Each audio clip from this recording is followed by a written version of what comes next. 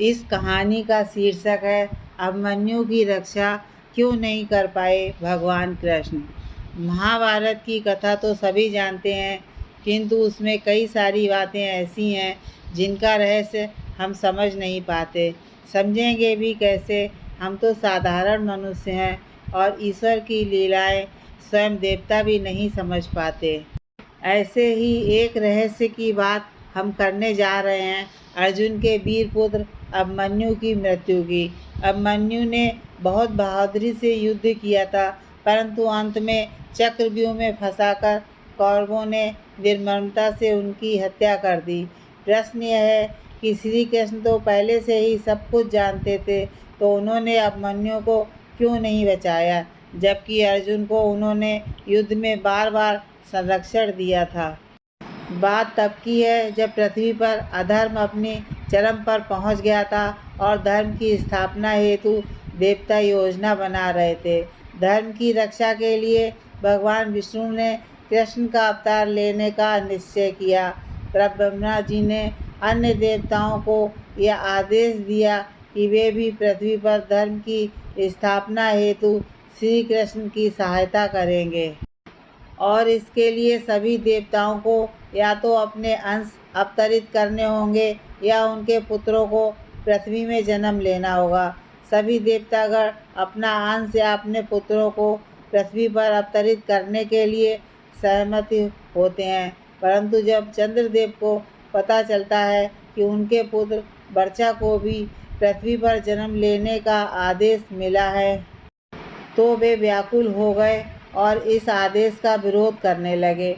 वे अपने पुत्र से दूर नहीं रह सकते थे, परंतु सभी देवताओं ने उन्हें समझाया कि ये परम पिता ब्रह्मा का आदेश है, जिसे उन्हें मान्य करना ही होगा और धर्म की स्थापना के लिए कार्य करना सभी देवताओं का कर्तव्य है। सबकी बात सुनकर चंद्रदेव वर्चा के अवतरण के लिए सहमत हो गए, पर उन्होंने एक शर्त रखी। शर्त यह थी, उनका पुत्र पृथ्वी पर अधिक समय के लिए नहीं रहेगा और पांडवों के पक्ष से ही युद्ध करेगा।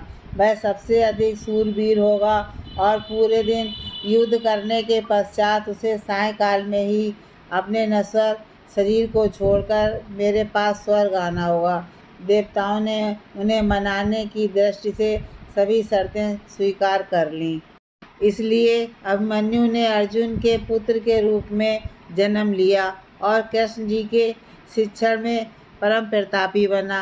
अभिमन्यु ने माता के गर्भ से ही चक्रव्यूह को तोड़ना सीख लिया था, किंतु चक्रव्यूह से बाहर आने का तरीका वो नहीं जान पाया, क्योंकि जब अर्जुन सुभद्रा को चक्रव्यूह तोड़ना सिखा रहे थे तो आधे में ही सुभद्रा को नींद आ गई। पितामह भीष्म के घायल होने के बाद से ही पांडवों ने कौरवों की सेना में उथल पुथल मचा दी थी। इसलिए कौरवों ने पांडवों की सेना का नाश करने की योजना बनाई। योजना के अनुसार उन्हें अर्जुन और उसके सारथी बने कृष्ण को युद्ध भूमि से दूर कर दिया था और चक्रव्यूह की रचना की, जो केवल अर्जुन ही तोड़ना जानता था। किंतु ऐसे समय में अभिमन्यु ने आगे आकर इनकी सेना का सर्वनाश होने से बचा लिया। वह चक्रव्यूह के भीतर प्रवेश कर गया, किंतु उसके साथ कोई और योद्धा उसमें प्रवेश नहीं कर पाया। उन्हें चक्रव्यूह के द्वार पर ही जयद्रथ ने शिव के वरदान की शक्ति से रोक लिया। अभिमन्यु अकेला ही 6 महारथियों से लड़ा। वह घायल होकर भी लड़ता रहा, हार नहीं मानी। और जब अभिमन्यु के हाथ से शस्त्र भी टूटकर गिर गए, तब भी वह रथ के पहिए से लड़ता रहा और ऐसे ही सायंकाल तक लड़ते लड़ते उसके शरीर से रक्त की हर बूंद भूमि पर गिर गई और वह वीरगति को प्राप्त हुआ। और इस प्रकार अपनी बहादुरी के कारण वो युद्ध भूमि में सबसे शूरवीर योद्धा कहलाया और शर्तानुसार जल्द ही स्वर्ग को प्रस्थान कर गया। यही कारण था कि श्री कृष्ण ने सब कुछ जानते हुए भी अभिमन्यु के प्राणों की रक्षा नहीं की और उसकी नियति में कोई बाधा उत्पन्न नहीं की।